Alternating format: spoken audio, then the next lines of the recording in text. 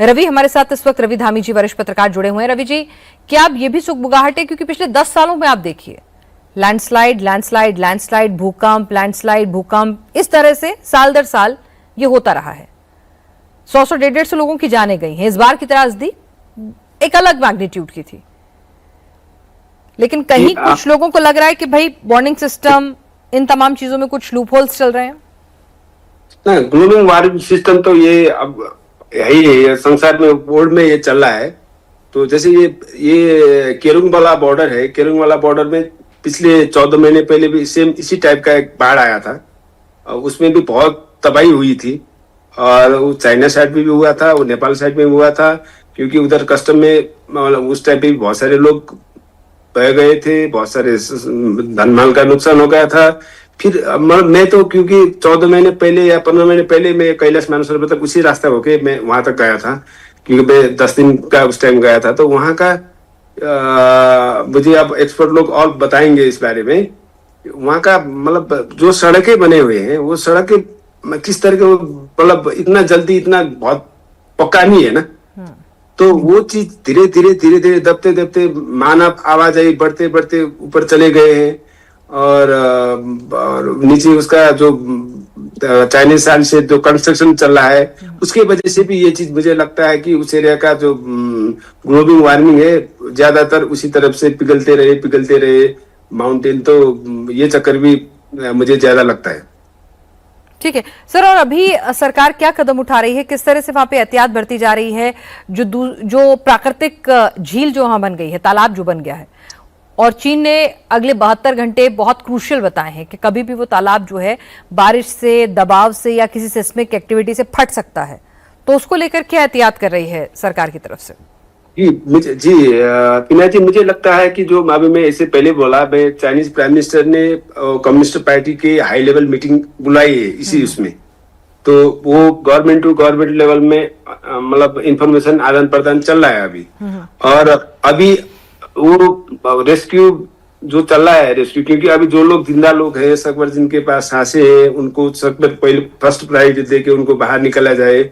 उसके बाद अब उससे ज्यादा आपको अभी मैंने बता दिया, 12,000 से ज्यादा लोग मिसिंग में गवर्नमेंट के जो एप्स है, ऐप में उन्होंने दर्ज किया है। वो लोग हो सके, जैसे अभी हम कुछ 8 महीने पहले मलबा से निकाल के रहे थे, हम देख रहे थे, एक्सपर्ट लोग तो नहीं निकाल पा रहे हैं। तो खुद अकेला एक आदमी किस हिसाब से निकल सकता है वहां से बाहर? तो सबसे ज्यादा चुनौती अभी ये है कि एक तो वो झील फिर कब टूटा, रेस्क्यू भी आराम से नहीं हो पाएगा, क्योंकि रेस्क्यू टीम को भी उसका भी तो उसका टेंशन। जाहिर सी बात है कि रेस्क्यू टीम की जान आप खतरे में नहीं डाल सकते हैं किसी का रेस्क्यू करने के लिए। जी। और दूसरी बात ये है कि जैसे ये जो मलबे में है, जो मलबे के अंदर से आदमी को कैसे ढूंढे, क्योंकि उसके लिए और इक्विपमेंट भी चाहिए और एक्सपर्ट लोग भी चाहिए, तो उसके लिए और ज्यादा सा पैसे भी चाहिए।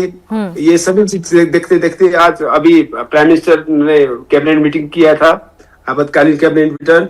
और इससे पहले कल प्राइम मिनिस्टर खुद सड़क स्थल में आकर होके मतलब घटनास्थल का उसका निरीक्षण किया था।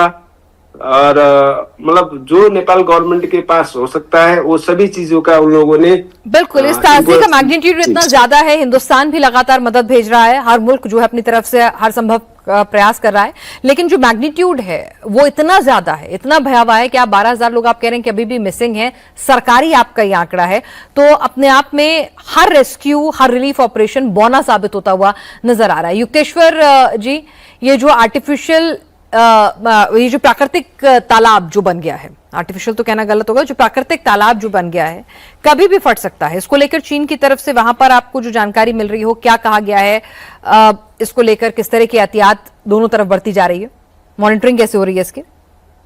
बिल्कुल, अगर आप जो चीन का न्यूज़पेपर है रनमिन रिपाओ, पीपुल्स डेली, जो कम्युनिस्ट पार्टी का बेसिकली, वहां के सारे न्यूज़पेपर जो है कम्युनिस्ट पार्टी या गवर्नमेंट के कंट्रोल में होते हैं, लेकिन उसमें सबसे बड़ा न्यूज़ है, और कल सुबह में टेलीविजन में भी देखा कल, कि शी जिनपिंग जो है और ली छियांग प्राइम मिनिस्टर, प्रेसिडेंट और चावला जी, ये सारे लोग मिलकर के एक बैठक कर रहे हैं। तो और तुरंत ही, हालांकि शी जिनपिंग अभी SCO समिट के लिए जाने वाले हैं बाहर, लेकिन फिर भी उन्होंने मीटिंग करवाया और बहुत अच्छे से इस बात पे बहुत जोर दिया कि कैसे हम इस मुश्किल को समझें और उसको सुलझाएं।